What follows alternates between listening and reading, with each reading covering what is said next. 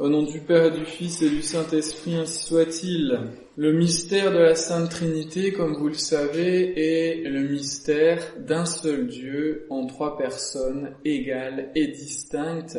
Le mystère fondamental de la foi catholique, de la véritable foi, révélée déjà dans l'Ancien Testament de manière plus voilée, et puis évidemment de manière éclatante par notre Seigneur Jésus-Christ, qui nous a révélé sa divinité, qui nous a révélé sa distinction par rapport au Père, et également la distinction entre le Père, le Fils et le Saint-Esprit étant lui-même Dieu.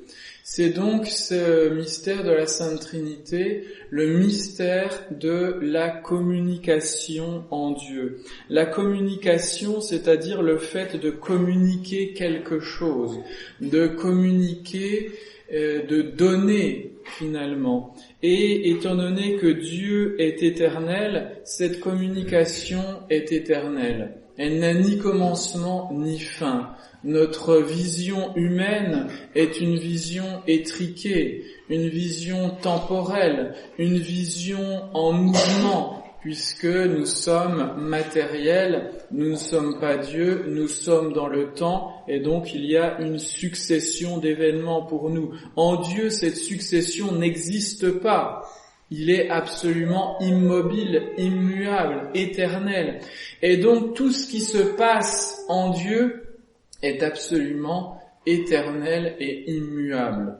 Et nous voyons et nous mesurons combien ce mystère est un grand mystère. Alors, qu'est-ce qui se communique en Dieu éternellement ? Ce sont deux choses, deux réalités. C'est-à-dire, alors réalité en Dieu, il n'y a qu'une seule réalité, l'essence divine, bien entendu, mais notre esprit humain est obligé de distinguer, et d'ailleurs notre Seigneur nous a révélé ces réalités en distinguant pour nous faire comprendre, dans la mesure où notre esprit en est capable, cette réalité du mystère de la Sainte Trinité. Dieu communique son être de toute éternité. Il le communique au Fils, il le communique au Saint-Esprit. C'est la procession des personnes divines. Il communique à la fois son être et il communique sa bonté. Et d'ailleurs, l'être en tant que tel ne peut être que bon. Et c'est cette communication permanente qui fait le mystère de la Sainte Trinité. Dieu communique son être au Fils de toute éternité, c'est la génération éternelle du Verbe. Le Père et le Fils spirent, selon la terminologie des théologiens, c'est-à-dire, on va pas dire produisent parce que le terme est totalement inadapté, mais vont spirer la personne du Saint-Esprit, qui procède donc à la fois du Père et du Fils. Par mode d'amour, le Père aime le Fils aime le Père, et cela donne de toute éternité cette procession du Saint-Esprit par le Père et le Fils. Donc tout est une question de communication à l'intérieur de Dieu, communication de l'être, communication de la bonté. Et nous voyons par là que Dieu se suffit absolument à lui-même. De toute éternité, il se suffit à lui-même et il n'avait aucun besoin, aucune nécessité de nous créer. Pourtant, il l'a fait. Et c'est la deuxième réalité derrière cette communication à l'intérieur de Dieu, c'est cette communication de la Trinité à l'extérieur de Dieu. Il a voulu, le bon Dieu, il a voulu créer, communiquer cet être et cette bonté en dehors de lui. D'abord de manière naturelle, par la création. Et Saint Paul le dit, et la Sainte Écriture dans son ensemble le répète, la création porte les vestiges, les traces de Dieu par sa propre existence, tout simplement, par le fait que les choses qui nous entourent passe et nous renvoie à une réalité, Dieu qui lui ne passe pas.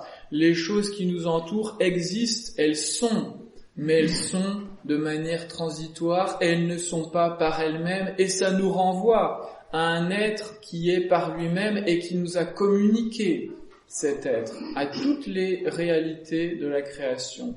En communiquant cet être, il a communiqué aussi sa bonté, parce que, comme nous le dit la Sainte Écriture, par rapport à toutes les étapes, les jours de la création, et Dieu vit que cela était bon. Et oui, il communique son être, il communique sa bonté. Et ça aussi, c'est extrêmement important. Mais ce n'est que l'ordre naturel. Dieu a voulu faire plus par rapport aux créatures rationnelles, aux créatures qui ont une intelligence et une volonté, et qui de ce fait sont encore plus semblables au bon Dieu, à savoir les anges, qui sont de purs esprits, dotés d'une intelligence, dotés d'une volonté. Cette intelligence et cette volonté nous renvoient à la génération du Verbe par mode d'intelligence, à la procession du Saint-Esprit par mode de volonté, d'amour. Et les créatures rationnelles portent particulièrement cette trace, ce vestige de la Sainte Trinité. Et l'homme, évidemment, nous avons et nous participons de cette nature spirituelle par notre intelligence et notre volonté. Mais le bon Dieu a voulu faire plus. Il a voulu communiquer un être et une bonté, non seulement naturelle, mais un être et une bonté surnaturelle. C'est-à-dire qu'il s'est communiqué lui-même aux anges par la grâce, et il s'est communiqué lui-même à nous, les hommes, par sa grâce. Dès le premier instant de la création de l'homme, Adam, il a été créé en grâce. Il a été créé à l'image et à la ressemblance de Dieu. Le point de vue naturel et le point de vue surnaturel. L'image, le point de vue naturel, spirituel, l'intelligence, la volonté, et puis la ressemblance, le point de vue surnaturel. C'est-à-dire que le bon Dieu a mis dans l'homme cette ressemblance, similitude de la nature divine participée dans l'âme des hommes. Et donc, il a mis la Sainte Trinité, il s'est mis lui-même dans l'âme d'Adam et Ève par le mystère de la grâce, parce que ce mystère de la Sainte Trinité nous renvoie également au mystère de la grâce. Cela ne fait pas partie de la nature humaine, c'est au-dessus de la nature humaine. C'est pourquoi l'homme pouvait le perdre sans que cette nature humaine ne soit détruite, contrairement à ce que pense notamment Luther ou d'autres hérétiques à travers les siècles, confondant l'ordre naturel et l'ordre surnaturel. Donc l'homme a perdu cette grâce par le péché originel, et notre Seigneur Jésus-Christ est venu restaurer cet ordre.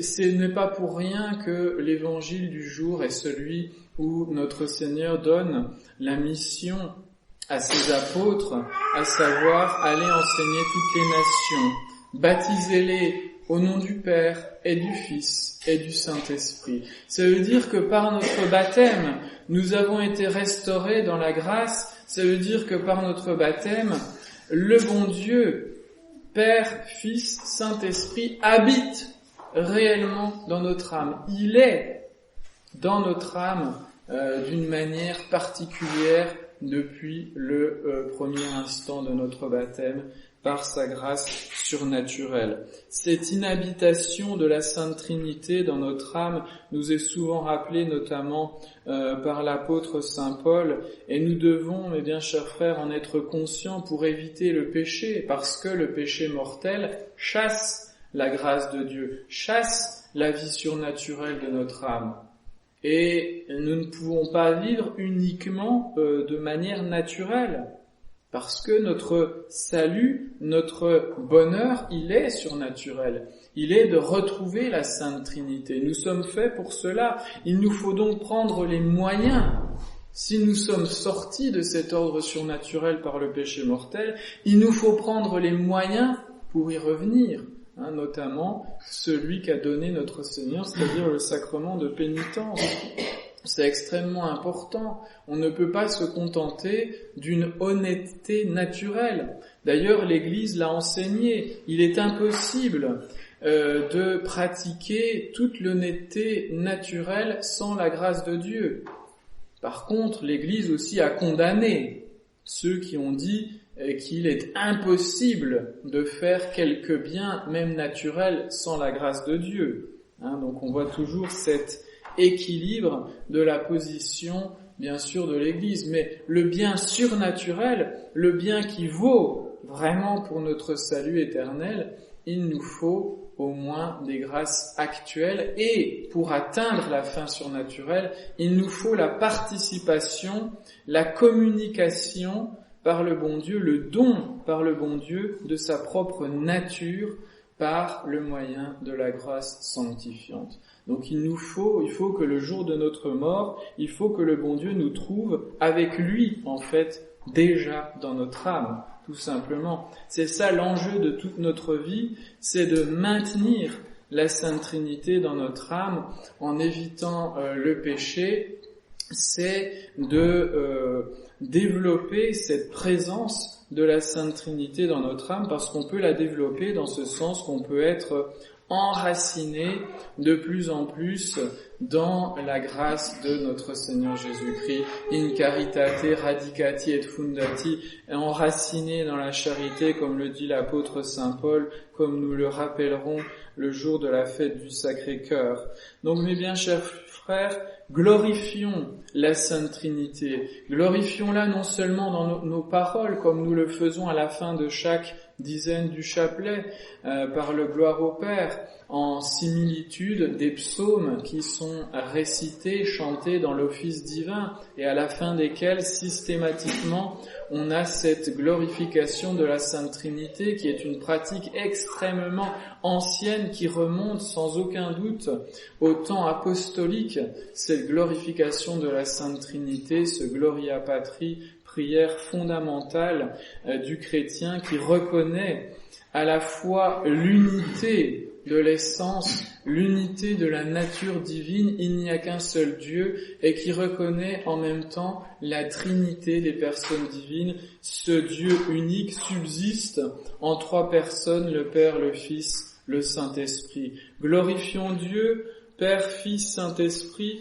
non seulement dans nos paroles, non seulement dans nos prières, mais glorifions-le par nos œuvres chrétiennes, par nos œuvres surnaturelles. Ainsi, nous pourrons également sanctifier le monde, obtenir des grâces pour le monde dans lequel nous sommes. Cela fait partie aussi de la mission du chrétien, et donc à notre tour communiquer la bonté, un peu de la bonté divine que nous avons tous reçue. Au nom du Père et du Fils et du Saint-Esprit, ainsi soit-il.